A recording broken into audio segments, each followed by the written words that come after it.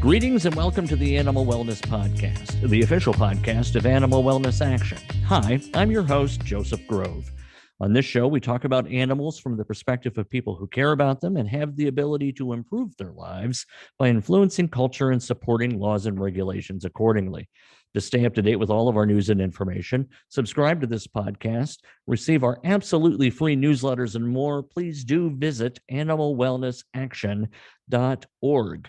And I tell you, it's really a good time to check out our website, follow us on social media, subscribe to this podcast if you're not already a subscriber, because we have a tremendous year ahead of us. If you've been following our content, you'll know that 2022 ended great for animals. We had a significant leadership role in passing the FDA Modernization Act. There was the Reduce Animal Testing Act. We got Congress to outlaw the sale of shark fin products in the United States, which will reduce the horrific practice of fishermen bringing up sharks, cutting off their fins, and then throwing the poor animals back into the water to be eaten alive or drowned. We fixed the Horse Racing Integrity Safety Act to help ensure it passes constitutional muster. And we also got record-breaking funding to help other protections for horses. All of that because of your support. You take action when we send you emails and ask you to get in touch with your legislators. You contribute so that we can have the staff to do the work. Marty Irby, whom I'll introduce in a moment, has been frequently named one of the top lobbyists in D.C. He's incredible. He's up on the Hill every day. I talked to him earlier today, and he already has 100 appointments set with legislators in the new Congress to help push forward our agenda for next year. Wayne Pacelli, one of the greats in animal protection, head of our organization, two-time New York Times bestselling author. All of your support helps make sure this team does its job for animals. So I really do appreciate your being part of the team.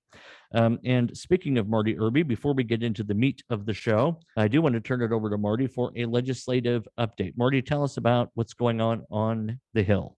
Well, it's never boring around this place. Thank you, Joseph. Of course, this is the beginning of the 118th Congress, but we've got a great agenda set. We're going to have a lot of bills that we had in the last Congress reintroduced, like the Veterans for Mustangs Act, like the Minks or Super Spreaders Act, the Bear Poaching Elimination Act, anti-horse slaughter legislation, and others. We're still riding high on the 5 wins that we got done just in the past 2 or 3 weeks that were signed into law, which are the Big Cat Public Safety Act, the Shark Fin Sales Elimination Act, a fix to the Horse Racing Integrity and Safety Act of 2020, and 2 animal testing bills, including the FDA Modernization Act, led by Senator Rand Paul, that eliminated a 1938 Depression-era mandate requiring animal testing for all new drugs. So that is no longer a federal mandate. It's the law of the land that you don't have to do it. Companies can still do that, but it should not only save millions of animal lives, but cut the drug cost and time to market moving forward. So we've got a huge agenda coming forward. We are really excited because typically in a divided Congress where we now have Republicans leading a House and Democrats leading a Senate, we get more done. That was the case in the last few Congresses before because people need to come together. It's a very, very tight margin, and our issue set resonates with them because it helps bring people together. So looking forward to a great 118th Congress and hope everybody will stick with us. Marty, thank you. I appreciate that. Good luck with everything you have going on up there. Well, we've got 2 great guests today, and we're going to be talking about a fascinating topic. It really is one that interests me, and if you care about animals, I think you will find this very intriguing as well. One of our guests, one of my coworkers, Julie Marshall, our National Communications Director, is with us. She has more than 30 years of experience in print journalism and was the opinion editor for the Boulder Daily Camera newspaper before joining us in May of last year. She also worked for a spell as a public information officer for Colorado's Division of Wildlife, and she is the author of Making Burros Fly, the Cleveland Amory story, animal rescue pioneer. So, Julie, we're glad you're with us. Anja Heister, Ph.D., joins us too. She is an independent researcher, writer, and lifelong animal rights activist. a co-founder of Footloose Montana, an organization working toward an end of trapping on public land in Montana. Anja is committed to social change for animals and publishes frequently on topics related to wild animal conservation, animal liberation, ethics, and policy. We'll be talking about Anja's new book today, Beyond the North American Model of Wildlife Conservation. Thank you both for being with us. I really do appreciate it. It's a good show to start the year. Thank you. Yeah, good. And yeah, Anja, thanks for having me. And hi, Julie. Hi, Joseph. We were made aware of this topic because Julie wrote a review of your book that was recently published in the Denver Post. So in the show notes, I'll include a link to Julie's review, and then also a link. Review, by the way, if I just could jump in. Yeah, thank you so much, Julie. That was great. I'm glad you enjoyed it. That makes a lot. Thanks. Yeah. Yeah. Julie has been super successful using her print media background in helping us tell our stories to a broader audience. So I think her review of your book, her introduction of you to my world, is a perfect example of how powerful stories can be powerfully told. So again, props to you both on that. So Anja, let's just start right off. I mentioned before we got into the show that, our listeners are certainly above the 101 level, but, a lot of us may not be as expert as you and Julie are in some of these issues. Tell us what a conservation model is first, and then we can get into what makes the North American version different and perhaps egregiously so compared to others. The North American model is a lethal approach to wildlife conservation, and it has as its cornerstone hunting and trapping. So that's why it is a lethal, it's considered a lethal approach to wildlife conservation. As you can imagine, that model then has very detrimental, horrific consequences for wild animals. It's a set of this principle that describe the approach of state and federal wildlife agencies, how they think wild animals should be managed, and in that case, they think that wild animals need to be managed lethally primarily through hunting and trapping. But when you look at other government agencies, for example, the USDA Wildlife Services, they very often kill millions of animals through the use of sharpshooters, of poison, with the use of poison, and of course through shooting and trapping. So Anja, let me stop you there just for 1 second, because I want to make sure I stay with you.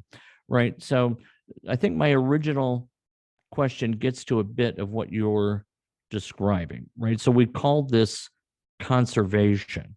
So ostensibly, then, whatever model or loosely defined paradigm might be at play has as its goal conservation.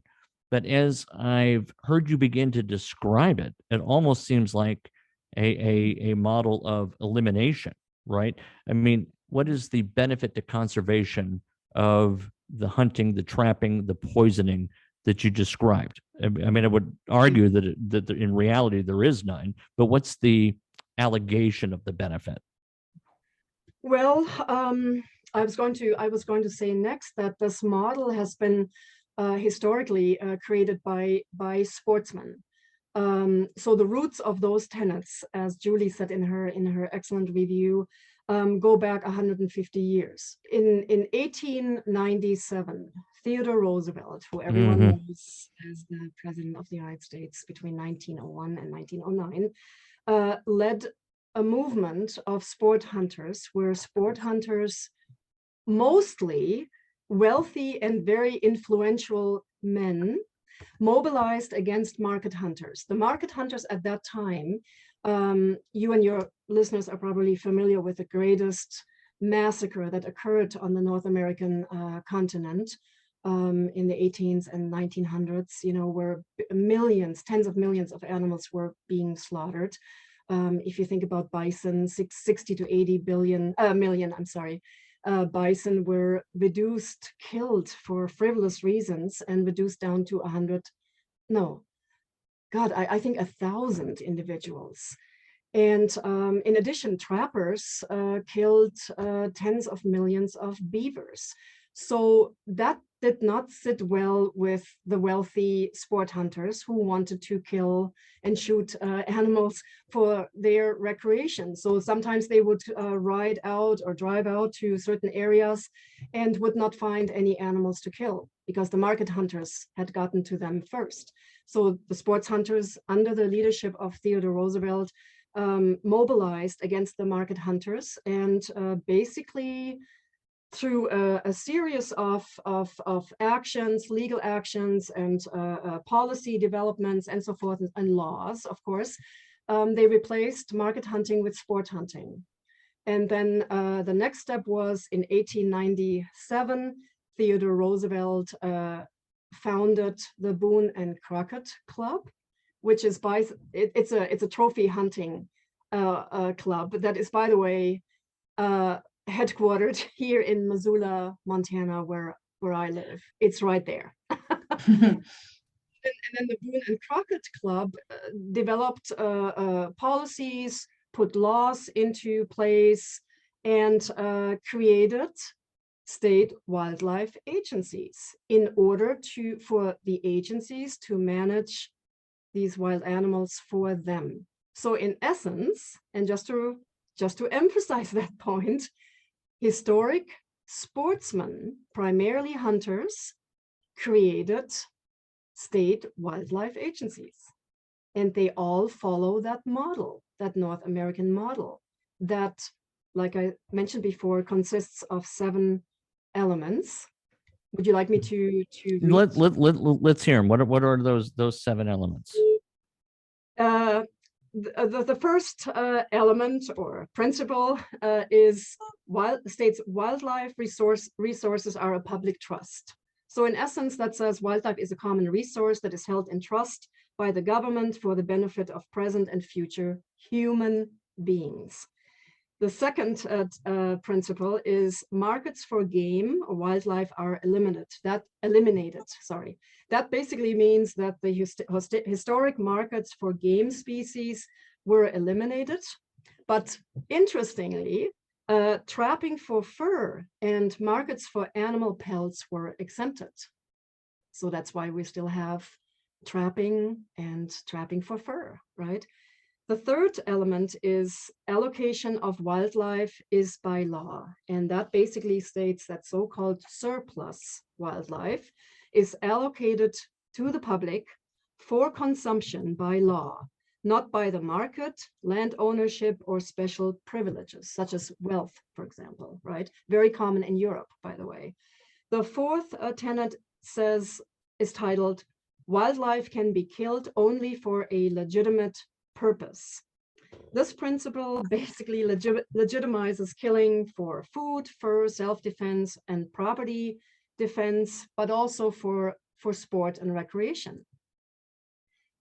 Number 5 states that wildlife is considered an international resource. If you think about birds, for example, they fly across state borders, right? So it's and also into other countries, of course. So wildlife is an international resource. Number 6 states that science is the proper tool.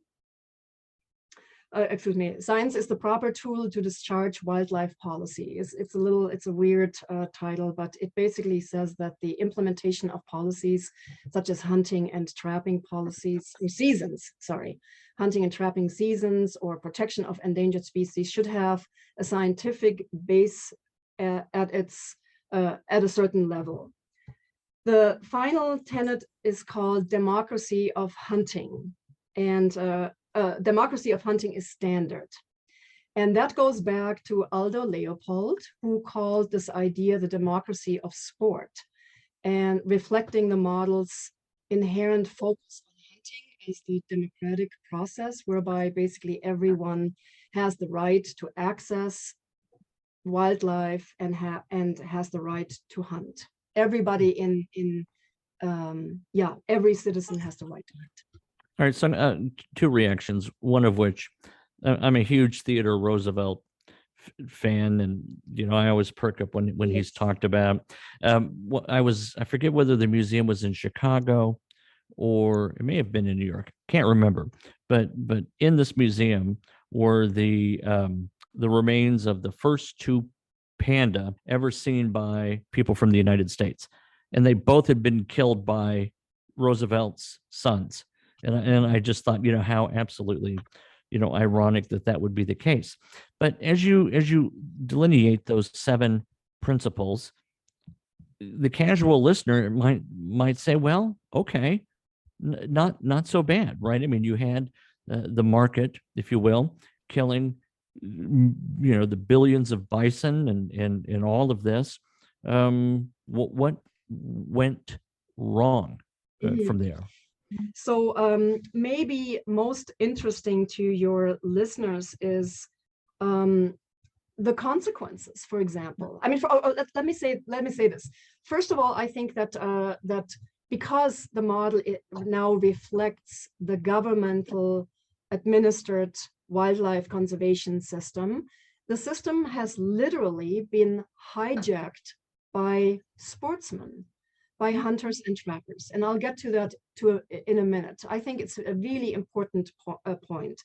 So what's wrong with the model? First of all, I'd say that look at the consequences of that lethal approach that the model reflects.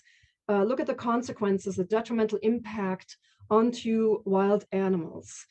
It has been estimated that every year between 100 and 200 million animals are being killed by hunters. Add to that an approximate, let's say, between 6 and 21 million animals killed by trappers. And that's not all.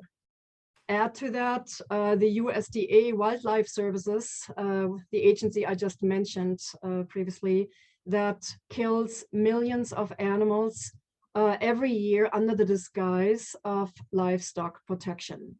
So you end up with a grotesque number of animals, wild animals, being killed every year. And for what? For fun, for recreation, for sport, for trophies, and for private profit.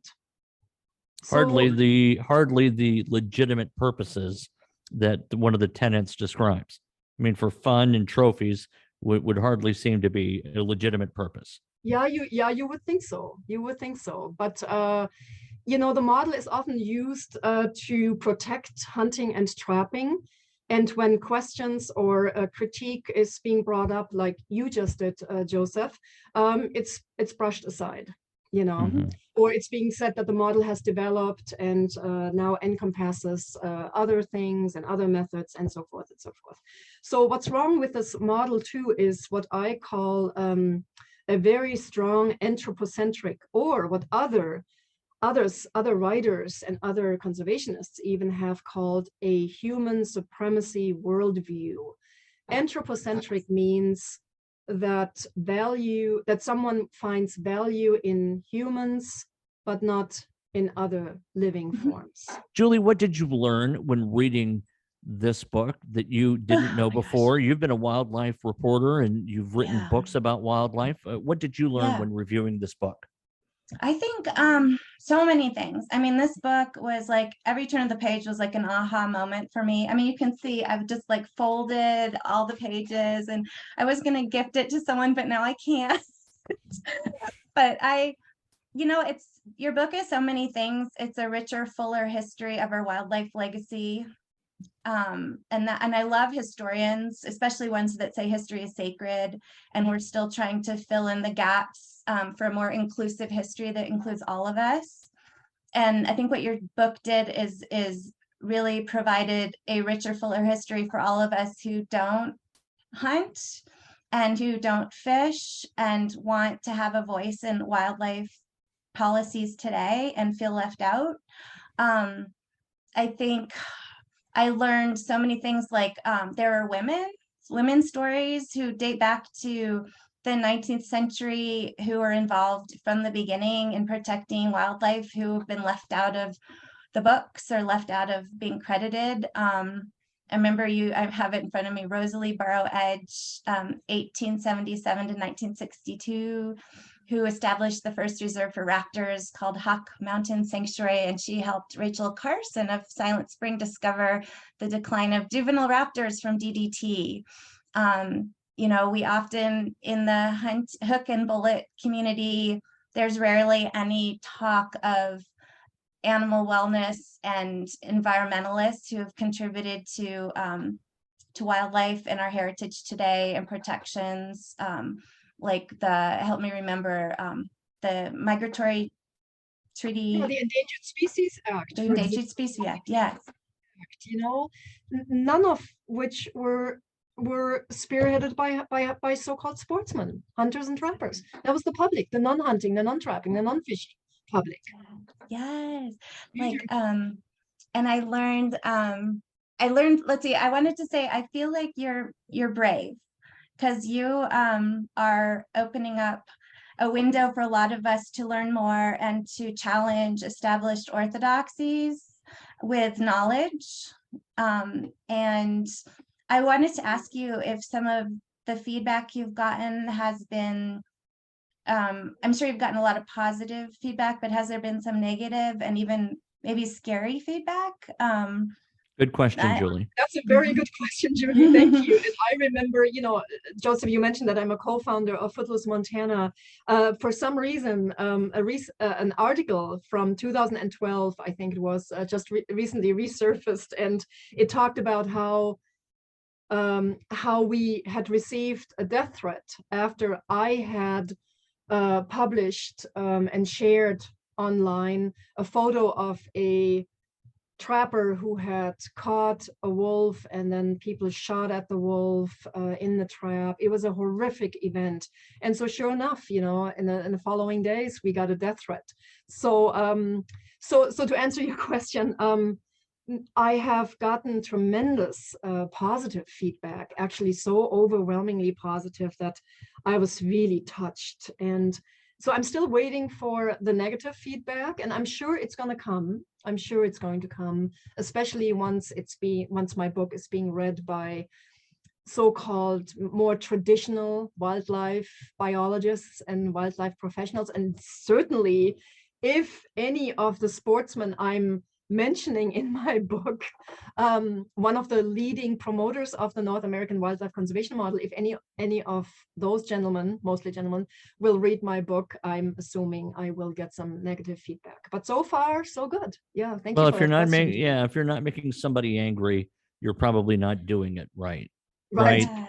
Yeah. So Right. you know, I was at a Christmas event not long ago and happened to mention, you know, what I do, and she boasted a bit about how her boyfriend is a hunter, and we got into a discussion a little bit, and she made a remark that I've had other people make to me before, and that is, well, God gave us these animals to use as we see fit. It seems to me people exploit kind of the Western religion traditions that objectify animals and deem them as a gift to mankind to do with it what we will.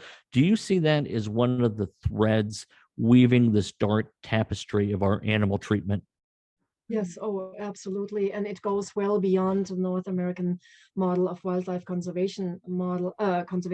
The sad part here is related to the model. Again, it is something that the government is involved, right? I mean, it's a paradigm of human dominance, of human superiority, of anthropocentrism, or of human supremacy that is promoted by the government, by state and federal wildlife-related government agencies, and that is catastrophic in my view. You know, because agencies are often looked at as authorities, and a lot of people refer in their thinking and believing and their actions to either government agencies or religions, right? Yes. And we're taught from a very early age on that don't worry about your piece of meat, you know, don't worry about that animal that meat, that piece of meat came from. It's just an animal. It's just a pig.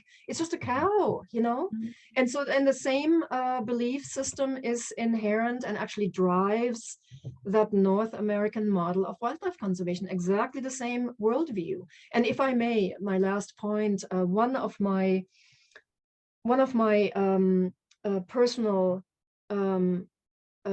goals with this book was to make a connection for people between that anthropocentric worldview that drives the model of conservation through hunting and trapping, and then also making the connection to the same mindset that drives all the crises that we're in these days, you know, climate change, a human population that is certainly out of control, right? And the global species, animal and plant extinctions.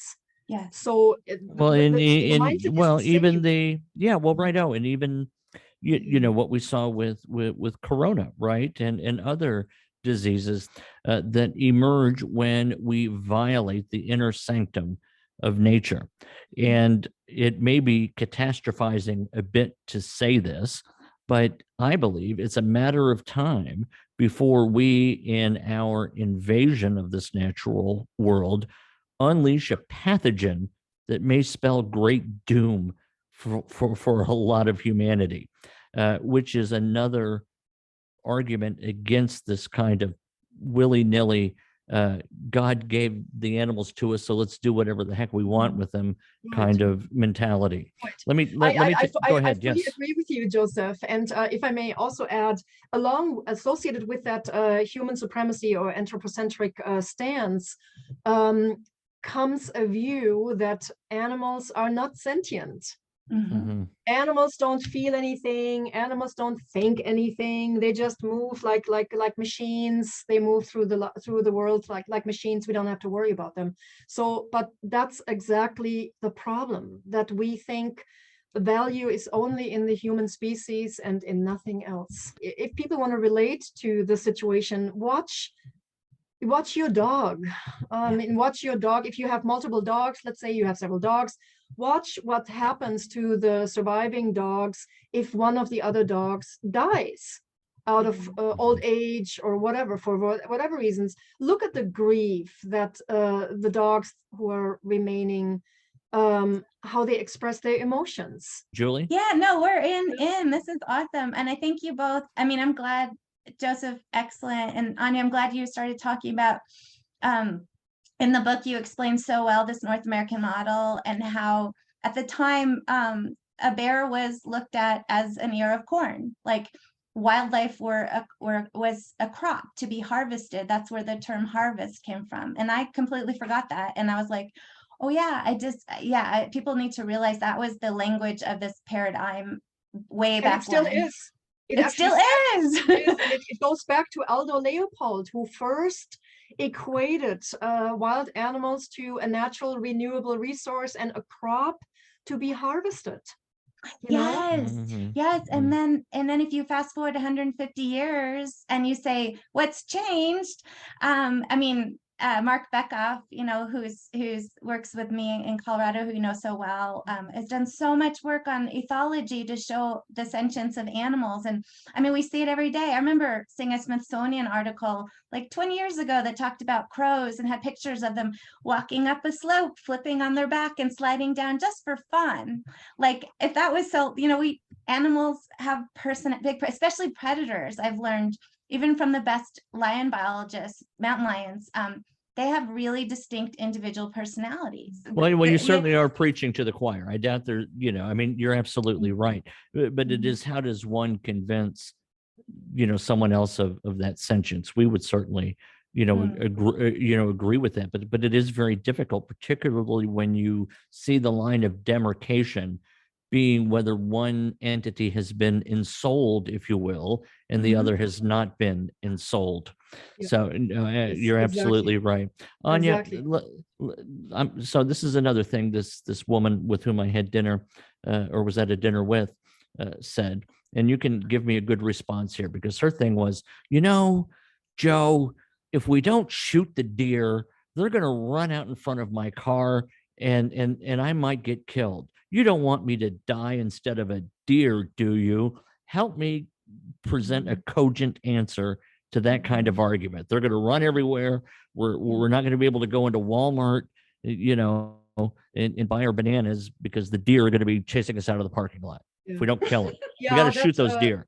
Yeah, that statement always gets my blood boiling as well. I mean, there are so many reasons why this view is just so, again, anthropocentric, right?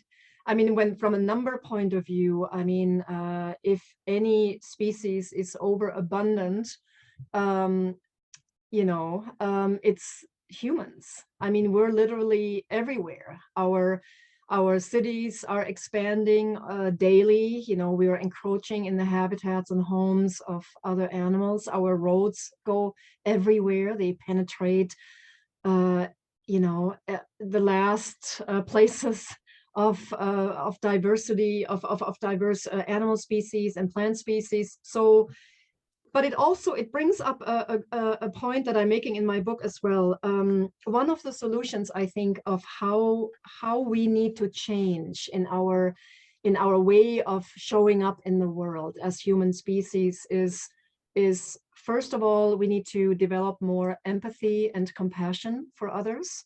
We have to get away from this anthropocentric, only human-centered way of living, and of policy development, and of management, of conservation, and of eating.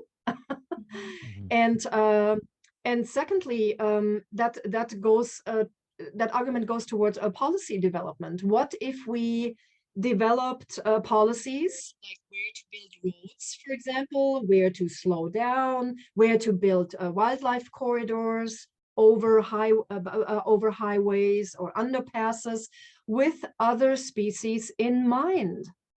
Anja, I got to stop you there, right? Because when you say all that, I think, yeah, and I should lose 40 pounds too. Neither's going to happen, right? How do we convince, proselytize that empathy, right? I mean, we can't even come up with pay increases for teachers. How are we going to convince the American taxpayer to build the kind of overpasses we're seeing increasingly in other parts of the world that enable wildlife to cross unmolested? I mean, yes, that should happen, but how in the world do we make it happen? Your book is helping. I mean, I think just, getting it out there and sharing it with friends and family, it really is, it will embolden people to realize there's people like you out there who have spent so much time and energy to put this full history together. And the fact that you're bravely opening the door for us to question 150 years of wildlife management and what it means today, when everything has changed, like you mentioned, climate, biodiversity, really none of those issues are being addressed within game species. I mean, our agencies aren't even looking at the whole web of life and managing on an ecosystem level. It's just the animals they want to hunt. And I think when people like me and other people out there read that, they just feel more aware and emboldened to get involved. And I think it might be just a matter of, because it's like you said, it's so, what's the word you use, Joseph? Ensouled, entrenched in our highest levels. I think maybe change there. We need change, people who are in running our wildlife agencies, change in politicians who support the NAM, more women of color. We need more wildlife watchers who get the bigger picture. And I'm not saying anti-hunters at all.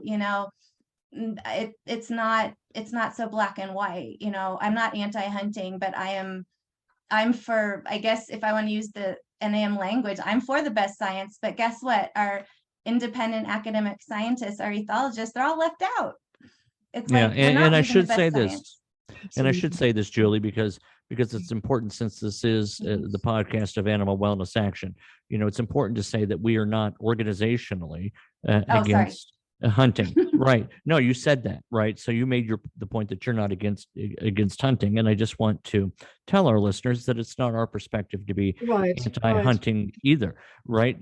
But there is discriminate hunting. There is judicious hunting, perhaps at best. So, Julie, sorry to interrupt that.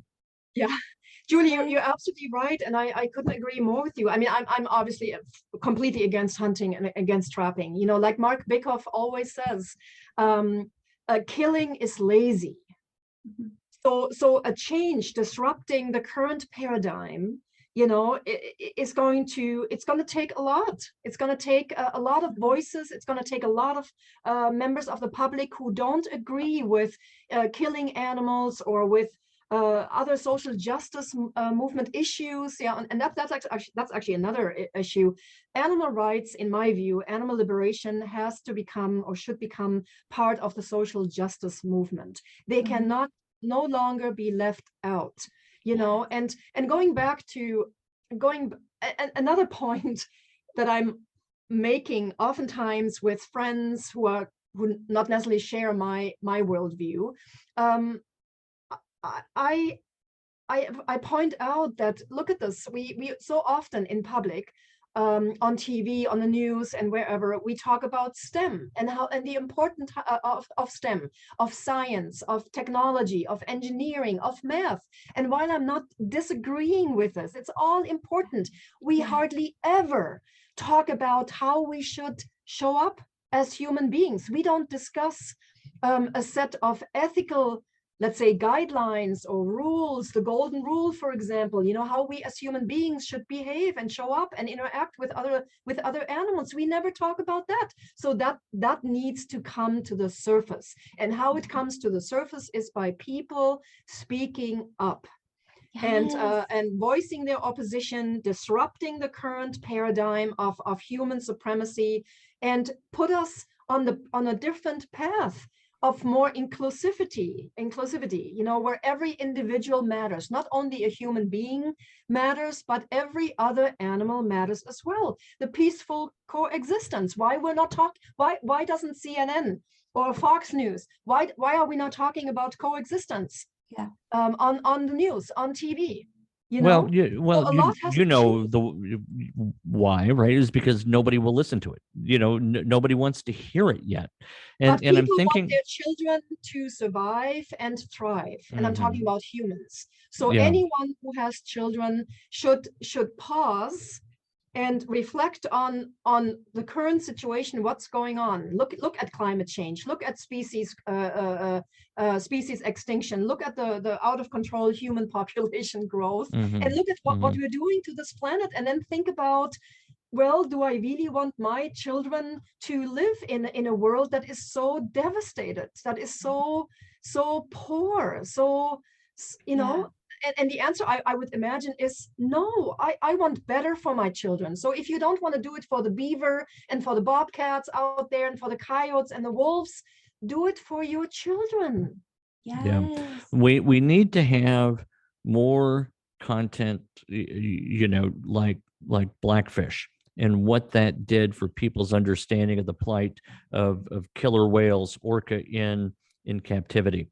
And even, this may sound silly, but look at the impact I think the death of Bambi's mother had in that film, and getting children to really see it. If there were a way to get children, before they ossify in this Western mindset, to understand and embrace and inculcate within themselves the empathy that Julie was talking about a minute ago, a lot of these problems would be self-solving, because the mindset would lead to the solutions that are necessary. We're going a little bit long, Anja, so I want to move quickly to ask you what's the alternative. You touched on that a little bit, the proselytizing of a more benevolent approach to the world and to its inhabitants. What else do you see as the preferable model? Thank you, Joseph, for this question. So throughout my book, I've argued that we must change the paradigm from exploitation and killing to protection and peaceful coexistence. Yeah. So that means that in essence, we must change our mindset. And most importantly, to me anyway, we have to increase our empathy and compassion for other animals. And that includes wild and domestic animals. An action that follows from such a change in being, for example, would be switching to a plant-based diet. I think that would have huge consequences, positive consequences for the planet, for other species, and for us as well. Related to conservation, I point out in my last chapter in my book that there is a very exciting new, it's not so new anymore, but a growing international movement called compassionate conservation. It was started by many individuals, including Mark Bekoff and many others. There is a Center for Compassionate Conservation in Sydney, Australia. So that's the main hotspot from where this movement is hopefully radiating and growing across the planet. And like I've mentioned, many individuals are involved in this. Will Travers of Born Free Foundation, Professor Adrian Travis, Project Coyote, the organization in California, Animal Wellness Action, Footloose Montana, Predator Defense, and so forth and so forth. Daniel Ramp, conservationist, compassionate conservationist in Australia. And it basically, compassionate conservation basically challenges our belief in human supremacy. Compassionate conservation is a movement that has 4 tenets. The first is, first, do no harm. So that derives from the medical Hippocratic oath from medicine, first don't do harm. And includes the option of doing nothing, for example, in certain conservation dilemmas, if the outcome or if the interventions would cause more harm than good. The second tenet is that individuals matter. And that goes to the point of intrinsic value of individuals. So the value of individual animals, regardless of what kind of value we as humans assign to them. So intrinsic value of individuals and their species, and also regardless of how we label them, either as overabundant, like the deer you mentioned, Joseph, or native or invasive or whatever. So every individual matters. And the fourth tenet of compassionate conservation is peaceful coexistence. So the idea that we should first reflect on our own emotions and thoughts and practices instead of immediately engaging in practices of, let's say, aggression and violence. And so these tenets are a guide for our interactions with individual animals and wild animals. But I would say that this could also become a guide for our interactions and treatments of domestic animals. Yeah.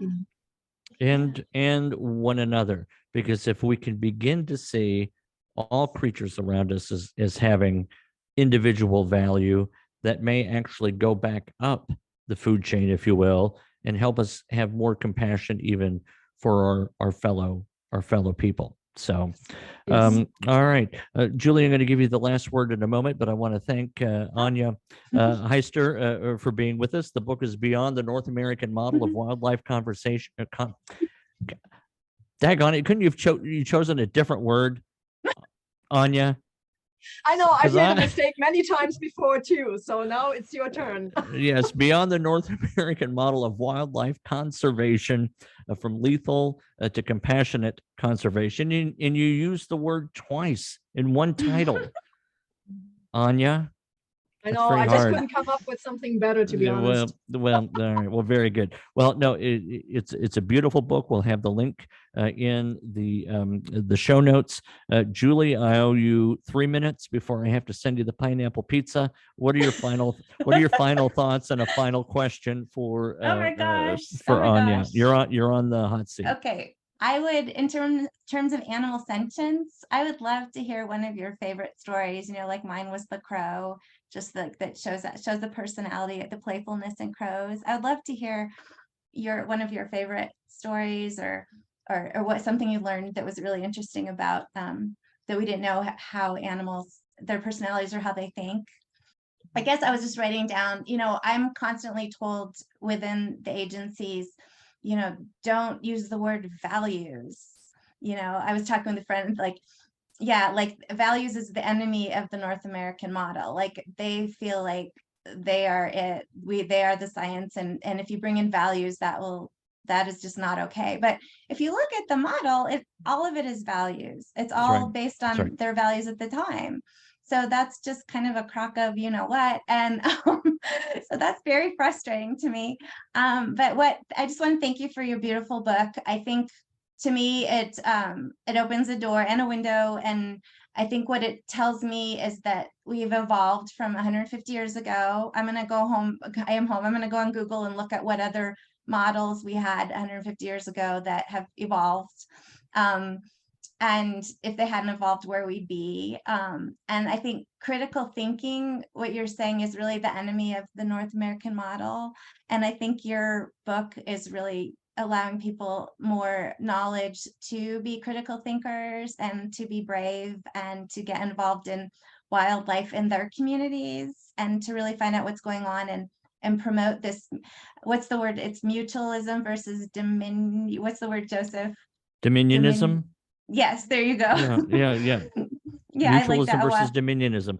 Yeah, I like that. And I've said this in other shows before, that dominion is probably the most weaponized and abused word we have when it comes to this topic and many others. Anja, have you had time to think of a favorite story or an anecdote that demonstrated to you anew the worthiness, the sentience of our animal companions? One story that, and now I forget the name of the conservationist, but he lives in Montana, and he has written a book about wolverines. And he told me once, in person actually, he told me the story of him being in the mountains somewhere in Montana, might have been Glacier National Park, and he saw tracks of wolverines, one bigger tracks and a set of smaller tracks side by side going up the mountain, and and so he later figured out that those were tracks of a wolverine father who had visited the den of his young, and then one of the young had decided to walk a little bit with her or his father. So they were hanging out together. And I thought it was such a great story. It always stuck with me. Yeah, I think they sat by me at the movies that day. I think, he was a divorced Wolverine dad. He'd come by to pick up the kid, and they went to Chuck E. Cheese and then the movies. Exactly. A flippant response to a beautiful story. So thank you for that. Can I say one last thing really Julie, quick? you wouldn't be Julie if you didn't. So Anja, Joseph and I'm the optimist, and I have faith in people to have learn empathy. Maybe they're born with it, maybe they can learn it. I'm fearing Joseph fears we're doomed. We're doomed. It's never going to get better. We're going to hell, Julie. And she's the optimist. Sadly, I have to agree with Joseph probably more than agree with you. But this is not to say that individuals I think are waking up, and we're becoming more of an empathetic and compassionate species. But the pace at which that is happening is very slow. And I don't think we have yet reached the tipping point, beyond which things are going to get better. I'm still hoping that we do. Hopefully our great grandchildren, Julie, will be able to listen to this podcast in some chip inside their head, and they'll be able to say that you were right and I was wrong. So thank you again. I always like to thank our listeners for tuning into the Animal Wellness Podcast. The website, we encourage you to visit it, animalwellnessaction.org. You can subscribe, you can donate. We have detailed information on a lot of our campaigns. For a small team, and we are a small team, we are up to a lot of good. You can find us on Facebook and Twitter, and we invite you to subscribe to this podcast on iTunes, Podbean, Stitcher, or Spotify. I've been your host, Joseph Grove, and we'll be back soon with another episode of the Animal Wellness Podcast.